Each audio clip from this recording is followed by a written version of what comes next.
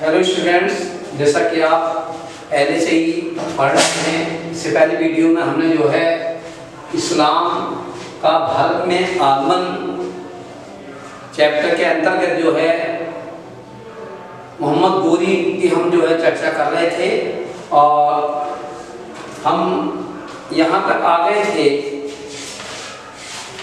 हमने आपको इससे पहले पढ़ाया था, मोहम्मद गोरी के बारे में हम आपको बता रहे थे। उसमें हमने आपको बताया था कि चालुक्य वंश के राजा मूलराज द्वितीय ने जो है वो मोहम्मद गोरी को जो है वो पराजित कर दिया था, यानी कि मोहम्मद गोरी की पहली पराजय थी। यहाँ तक हम आपको बता चुके थे।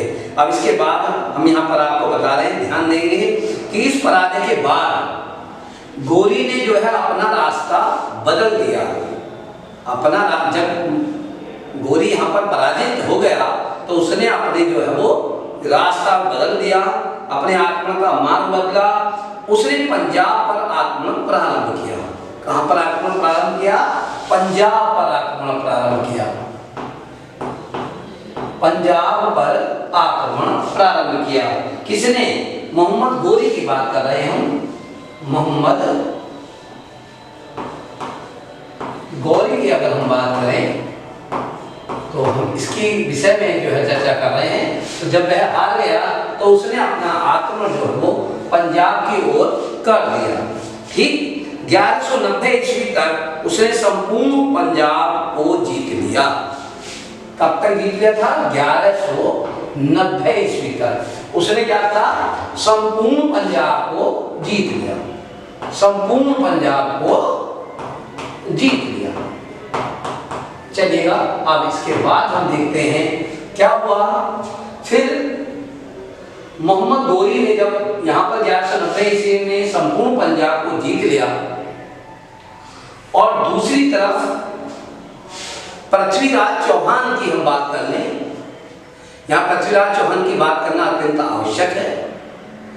पृथ्वीराज चौहान जो कि अत्यंत साहसी व्यक्ति था, वीर था और उसने अनेक राजपूत राजाओं को हराया था और वह हराकर उसने जो है अपने साम्राज्य का वो है विस्तार करता चला जा रहा था।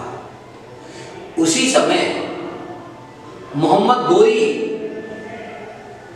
तराइन के युद्ध में, तराइन के प्रथम युद्ध में, हालांकि तराइन के 2 युद्ध हुए। तराइन के कितने युद्ध हुए? 2 युद्ध हुए। तो देखिएगा, ध्यान देंगे तो तराइन का पहले युद्ध की हम बात करेंगे। तराइन का प्रथम युद्ध, ये तराइन का प्रथम युद्ध कब हुआ था? 1191 ईस्वी में तराइन का द्वितीय युद्ध हुआ। वो प्रथम युद्ध हुआ। किस किस के बीच हुआ? मोहम्मद गोरी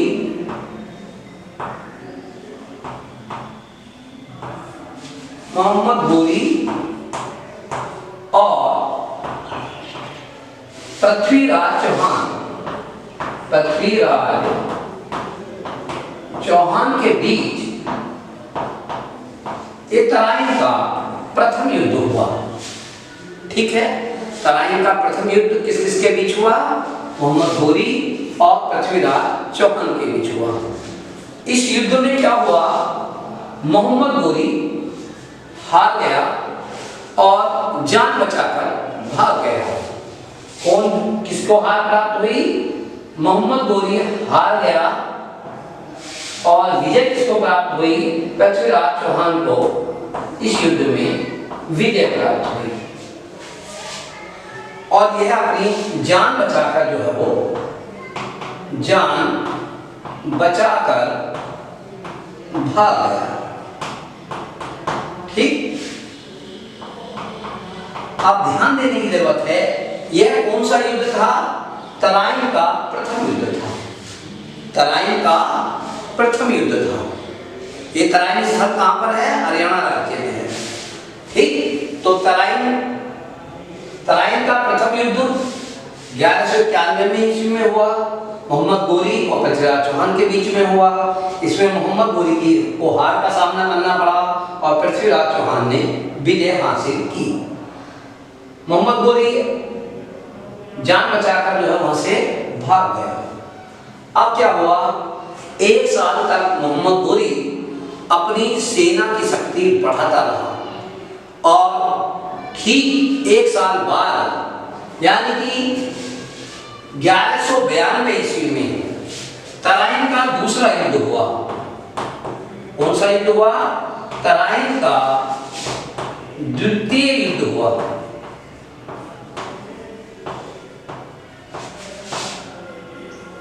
तो तराइन का द्वितीय युद्ध कब हुआ?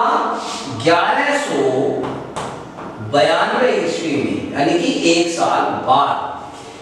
तराइन का दूसरा युद्ध हुआ एक साल बाद 1192 ईस्वी में तराइन का युद्ध हुआ। और ऐसी स्थिति में क्या हुआ कि यहाँ पर भी जो है यह युद्ध पृथ्वीराज चौहान और मोहम्मद गोरी के बीच में ही हुआ। यानी कि यह युद्ध भी किसके बीच हुआ? मोहम्मद गोरी और पृथ्वीराज चौहान के बीच में ही ये युद्ध हुआ। ठीक है। अब क्या हुआ, जब यह युद्ध पृथ्वीराज चौहान और मोहम्मद गोरी के बीच में हुआ तो इस युद्ध में क्या हुआ, पृथ्वीराज चौहान को बंदी बना लिया गया। क्या बना लिया गया? बंदी बना लिया गया। किसने बंदी बना लिया? मोहम्मद गोरी ने पृथ्वीराज चौहान को इस युद्ध में बंदी बना लिया। यानी कि पृथ्वीराज चौहान की इस युद्ध में हार हुई। पृथ्वीराज चौहान की इस युद्ध में क्या हुई? हार हुई। और विजय जो प्राप्त हुई वह मोहम्मद गोरी को प्राप्त हुई। तो इस प्रकार हमने देखा कि तराइन के दो युद्ध हुए, प्रथम युद्ध और द्वितीय युद्ध। तराइन के दोनों युद्धों में एक बार मोहम्मद गोरी हारा और पृथ्वीराज चौहान जीता। यानी कि पहले युद्ध में पृथ्वीराज चौहान को विजय प्राप्त हुई और मोहम्मद गोरी जान बचाकर भाग गया।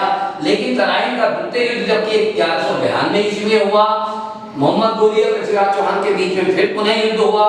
और इस स्थिति में जो क्या हुआ, मोहम्मद गोरी ने जो है वो पृथ्वीराज चौहान को बंदी बना लिया और इसमें विजय हासिल की। अब जब यहां पर उसने विजय हासिल कर ली तो फिर इसके बाद क्या हुआ, आइए आगे चलते हैं और आगे की बात कर लेते हैं कि फिर इसके बाद मोहम्मद गोरी ने अपना साम्राज्य किस तरह से बढ़ाया उसकी भी हम चर्चा कर लेते हैं। तो चलिएगा, मोहम्मद गोरी ने फिर क्या किया। मोहम्मद गोरी ने इसके बाद 1194 ईस्वी में मोहम्मद गोरी ने 1194 ईस्वी में 1194 ईस्वी में कन्नौज के शासक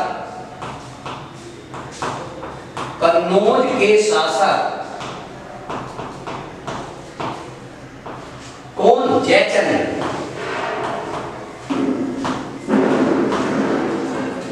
कन्नौज के शासक जयचंद से युद्ध किया और जयचंद को इस युद्ध में हरा दिया।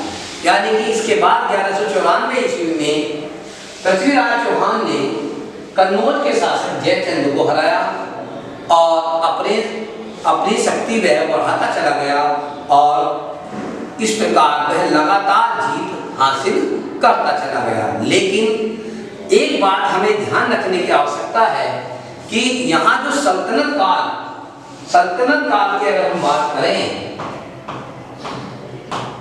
काल की यदि हम बात करें तो इसमें जो निर्णायक युद्ध की भूमिका निभाई थी वह भूमिका निभाई थी तराइन के द्वितीय युद्ध ने। किसने निभाई थी? तराइन के द्वितीय युद्ध ने यहाँ पर सल्तनत युग की या सल्तनत काल की महत्वपूर्ण भूमिका निभाई थी। और इसके बाद से जो है मैं आपको एक पंक्ति यहाँ पर बताना चाह रहा हूँ, चैप्टर की अंतिम पंक्ति है। सन 1192 ईस्वी का तराइन का निर्णायक युद्ध सिद्ध हुआ। मोहम्मद गोरी की जीत ने तुर्कों के लिए भारत के द्वार खोल दिए, जिससे सल्तनत काल की शुरुआत हुई। यानी कि आपको यहाँ पर ये जानना आवश्यक है कि सल्तनत काल की जो प्रारंभ हुआ, सल्तनत काल जो प्रारंभ हुआ भारत में, वह जो है वो तुर्कों की जीत का जो मार्ग प्रशस्त हुआ और उसके बाद से जो है, लेकिन इस युद्ध का जो सल्तनत काल जो प्रारंभ हुआ उसका निर्णायक जो युद्ध था वो तराइन का द्वितीय युद्ध ही था। यह बात आपको बहुत अच्छे से ध्यान में रखनी है। अब यहाँ पर